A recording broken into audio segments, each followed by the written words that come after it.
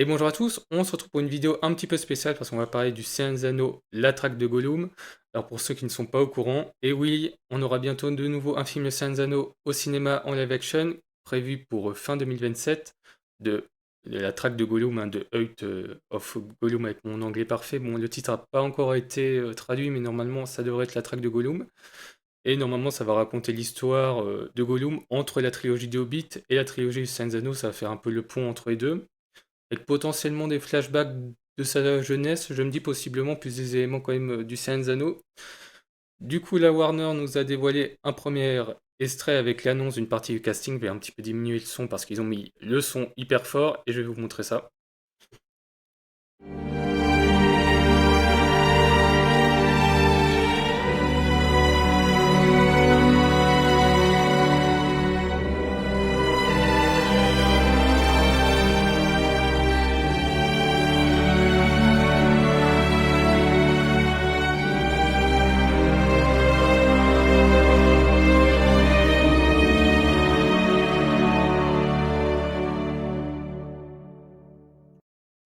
Et du coup, voilà, du coup, ce que ça nous donne en termes de casting, bon, pas trop de surprises, hein, vous allez voir. Retour de Andy Serkis dans le rôle de Gollum. Bon, il va aussi réaliser le film, du coup, c'est assez logique, hein. Il a fait Mowgli sur Netflix, pour ceux qui ne sont pas au courant, plus Venom 2. Bon, c'est pas des grands films, mais au moins il a déjà fait du blockbuster. Et en plus, il a déjà été réalisateur de la seconde équipe, je crois, sur les Hobbits, en compagnie de Peter Jackson. Du coup, voilà, il a quand même un petit peu déjà des bases.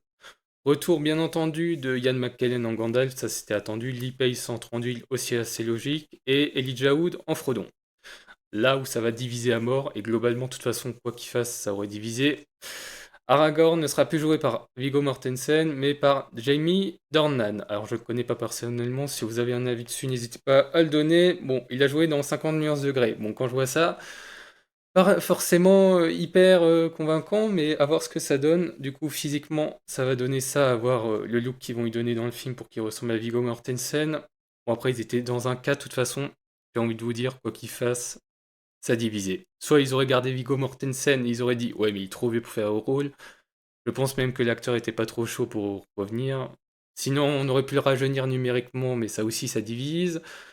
Soit prendre un nouveau acteur, sauf que tout le monde va dire que, ouais, on voulait Viggo Mortensen, il n'est pas à la hauteur de Viggo. Du coup, bon, on va laisser sa chance, voir ce que ça donne. Sinon, on a Léo Woodall, bon, excusez-moi pour la prononciation, qui va jouer normalement un rôdeur pote de Aragorn. Et enfin, Kate Winslet, qui va jouer normalement, si j'ai bien compris, une Hobbit. Bon, pour l'instant, casting assez standard. On a le retour des grosses figures quand même, parce que qui d'autre que Ian McKellen pour Gandalf, de toute façon. Bon, s'il vieillit pour le rôle d'un magicien, c'est pas si grave, hein. Et sinon, ce qui me fait dire qu'il y aura des flashbacks de la jeunesse de Gollum, c'est que Andy Serkis a écrit qu'il joue bien Gollum et Sméagol. Bon, on pourrait parler du fait qu'il se parle à lui-même, mais je me dis c'est à Sméagol qui est quand même mis en gros, c'est qui a quand même son importance. Du coup, le film est prévu pour le 17 décembre 2027. Bon, ça fait 2 jours de moins chez nous parce que ça sort mercredi. Alors j'avais parié il y a un an qu'il décalerait la sortie, mais finalement, ça reste là. Alors pourquoi j'avais parié qu'il décalerait la sortie? Bon, pour ceux qui auront été observateurs, c'est parce qu'il y a ça qui sort la même date. Alors, je veux bien que les films de super-héros, ils sont un petit peu moins dans leur prime qu'avant, mais bon, vous avez quand même une saga Avengers qui peut facilement taper les 2 milliards si les films sont plutôt corrects. Du coup, je trouve que sortir en face de ça, c'est très dangereux. D'ailleurs, Dune 3 va sortir en face de Doomsday. Lui, c'est un petit peu aussi pareil, c'est suicidaire. Surtout que la licence Seigneur des Anneaux, on peut pas dire qu'elle se porte à ravir en ce moment. Entre La Guerre des Rois et Rime, qui est sorti un petit peu dans l'anonymat total, parce que bon, il devait absolument sortir un film pour garder les droits, parce que si je me souviens bien, si dans les 10 ans ils sortent pas un film, ils perdent les droits. Du coup, vu que le Hobbit 3 était sorti en 2014, ils devaient sortir un truc pour fin 2024. C'est ce qu'ils ont fait avec La Guerre des Royaumes.